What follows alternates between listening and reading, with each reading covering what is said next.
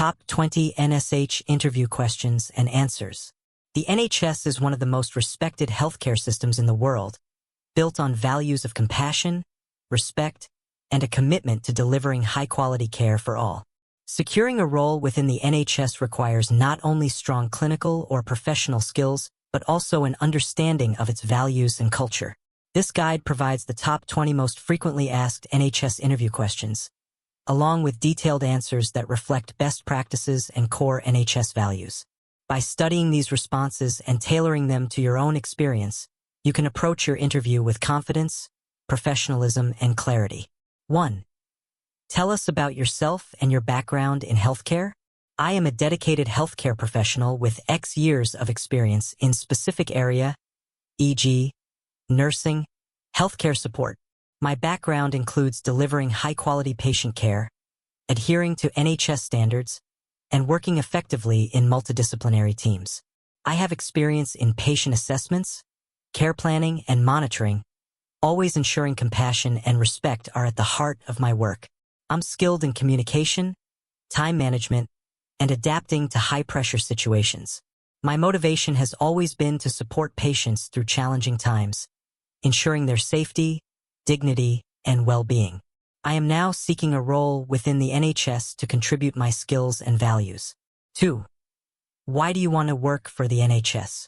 I want to work for the NHS because it is one of the most respected healthcare systems in the world, known for providing care based on need, not ability to pay.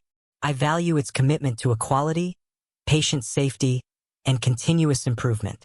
Working here means I can contribute to a mission that makes a real difference in people's lives every day. I'm inspired by the NHS's collaborative culture and the opportunity to work with highly skilled professionals who share a passion for delivering excellent patient care. Joining the NHS allows me to use my skills for the greater good. 3. Which NHS values resonate most with you and why? All NHS values are important, but compassion, respect, and commitment to quality of care resonate most with me. Compassion ensures patients feel valued and understood. Respect fosters trust between staff and patients, essential for effective care. Commitment to quality means constantly striving to improve and deliver the highest standard possible. These values guide my everyday practice, from the way I communicate with patients to the way I collaborate with colleagues. They ensure that every action I take is centered around patient dignity, safety, and well-being.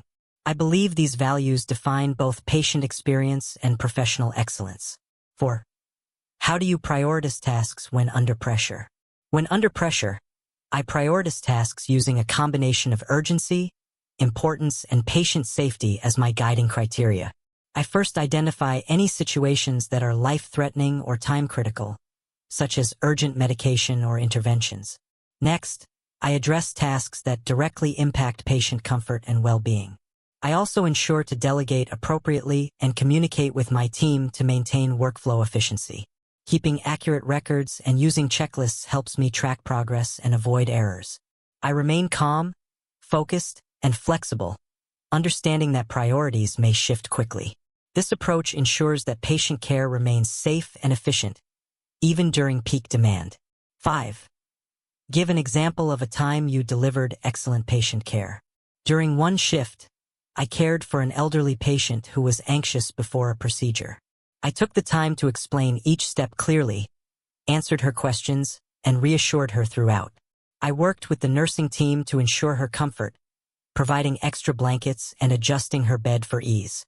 I stayed with her until the procedure started, offering emotional support. Afterward, she expressed gratitude, saying my kindness made her feel safe. This experience reinforced that excellent care is not just about clinical skills, but also empathy, active listening, and treating patients with dignity and understanding at every stage. 6. How would you deal with a patient who refuses treatment? I would first ensure the patient fully understands the treatment, its benefits, and potential risks of refusal. I would use clear, jargon-free language, listen to their concerns, and answer questions honestly.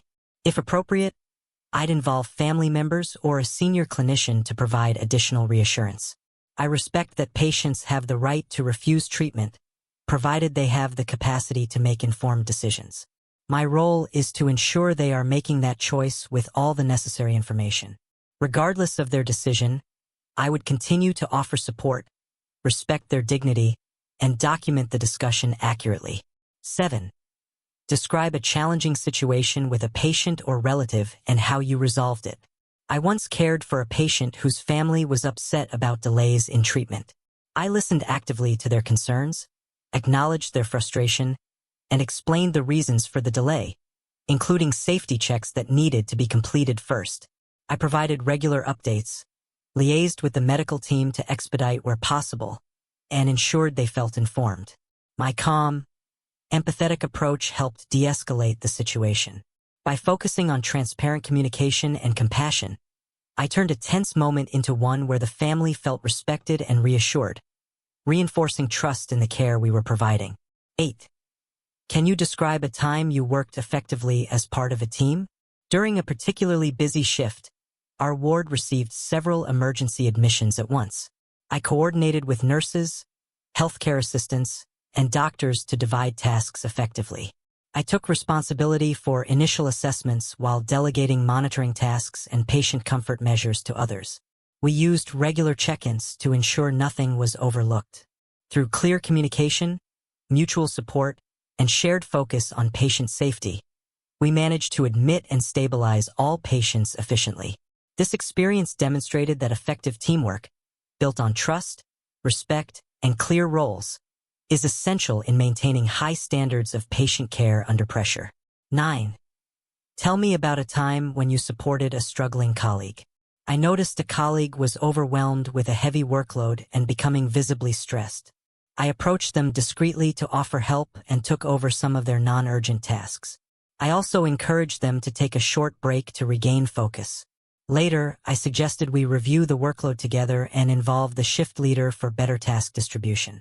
By offering practical help and emotional support, I helped them complete their shift more comfortably. This situation reinforced the importance of looking out for each other, as teamwork and mutual support directly benefit both staff well-being and patient care. 10. How would you handle a conflict with a colleague? If I had a conflict with a colleague, I would address it privately and professionally. I would focus on the specific issue rather than personal criticism, using I statements to express my perspective and listening carefully to theirs.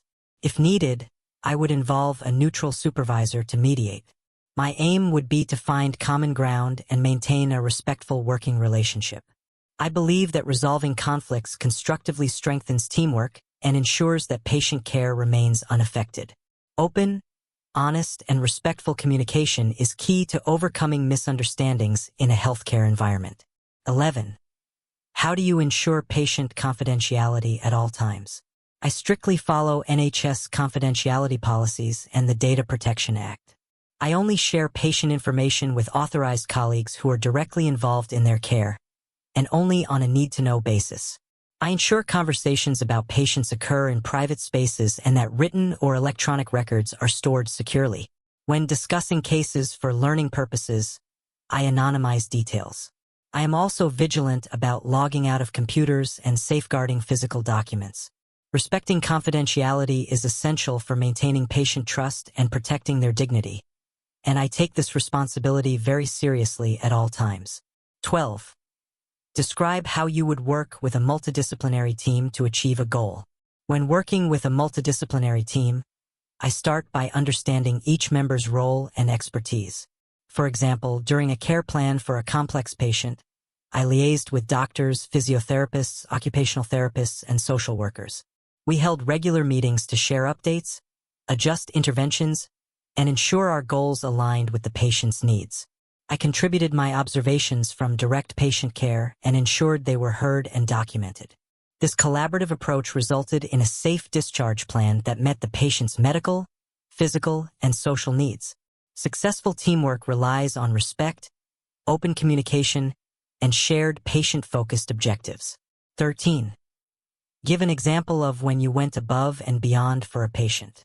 I once cared for a terminally ill patient whose last wish was to see their pet one last time. With permission from management and infection control, I arranged for the visit in a safe, controlled environment. The patient's emotional response was profound, and their family expressed deep gratitude. This extra step had no medical impact but greatly enhanced their quality of life in their final days. This experience reminded me that healthcare is not just about treating illness. It's about providing compassionate, holistic care that addresses emotional as well as physical needs. 14. How would you respond if you witnessed poor practice in the workplace? If I witnessed poor practice, I would follow NHS safeguarding and whistleblowing procedures. I would address immediate risks to patient safety, if present, and report the incident to my line manager or safeguarding lead. I would document what I observed accurately, including dates, times, and individuals involved. My priority would be to protect the patient while ensuring the matter is investigated appropriately. I believe that addressing poor practice is not about blame but about ensuring safe, ethical, and high-quality care. Speaking up is essential to maintaining trust, accountability, and continuous improvement within the NHS. 15. What does safeguarding mean to you, and how have you applied it? Safeguarding means protecting vulnerable individuals from harm, abuse, or neglect, and promoting their health and well-being. In my role, I have applied safeguarding by remaining vigilant for signs of physical, emotional, or financial abuse. For example, I noticed unusual bruising on a patient and changes in their behavior. I discreetly documented my observations and reported them to the safeguarding lead, following protocol. This led to further investigation and support for the patient. Safeguarding is everyone's responsibility, and it requires awareness, sensitivity, and a commitment to acting in the patient's best interest at all times. 16. Tell me about a time you had to quickly adapt to a sudden change at work. During one shift, a sudden influx of emergency admissions required immediate reorganization of resources. I quickly reprioritized my tasks, handing over routine duties to colleagues while focusing on urgent assessments. I communicated the changes to the team, ensuring everyone knew their revised roles. I also provided reassurance to existing patients whose care might have been delayed. The situation was challenging, but our adaptability allowed us to manage safely and efficiently. This experience taught me that flexibility, clear communication, and teamwork are essential in responding to sudden changes in a healthcare setting. 17. How do you manage stress during high-pressure shifts? I manage stress by staying organized, maintaining clear priorities, and taking short breaks when possible to reset my focus. I use breathing techniques to stay calm and actively communicate with my team to share workload pressures. I also remind myself to focus on what I can control and adapt to what I cannot. After a shift, I practice self-care through exercise, hobbies, and reflection to process the day. Managing stress effectively not only helps my well-being but also ensures I can provide the best possible care to patients, even in the most demanding situations. 18. Can you give an example of when you demonstrated leadership? When our ward manager was unexpectedly absent, I stepped in to coordinate the team. I delegated tasks based on each person's strengths, ensured patient handovers were clear, and addressed immediate issues. I kept communication open and encouraged feedback, which helped maintain morale during a potentially stressful shift. By staying calm, organized, and approachable, we completed all tasks efficiently and maintained patient safety. This experience strengthened my confidence in taking initiative and reinforced my belief that effective leadership is about listening, supporting, and guiding others toward a common goal. 19. How do you keep your professional skills and knowledge up to date? I keep my skills and knowledge current through regular training, attending NHS workshops, and completing online learning modules. I also read healthcare journals and follow updates from the National Institute for Health and Care Excellence, NICE, to stay informed about best practices. I actively seek feedback from colleagues and supervisors, using it to improve my practice. Additionally, I participate in reflective practice sessions to evaluate my work and identify areas for growth. Continuous learning ensures that I can provide safe, evidence-based care that aligns with the latest clinical standards and NHS policies. 20. What do you think are the biggest challenges facing the NHS today? The NHS faces challenges such as increasing patient demand, staffing shortages, and financial pressures. An aging population and rising rates of chronic illness place added strain on resources. Additionally, delays in recruitment and retention of skilled staff can impact service delivery. There are also challenges in integrating new technologies and ensuring equitable access to care across diverse communities. I believe solutions involve investing in workforce well-being, embracing innovation, and strengthening preventative care. Despite these challenges, the NHS's resilience and commitment to patient care continue to be its greatest strengths. Preparing for an NHS interview is about more than memorizing answers. It's about demonstrating your commitment to patient care, teamwork, and ethical practice. Use these model answers as inspiration to develop authentic, experience-based responses that reflect your personal values and skills.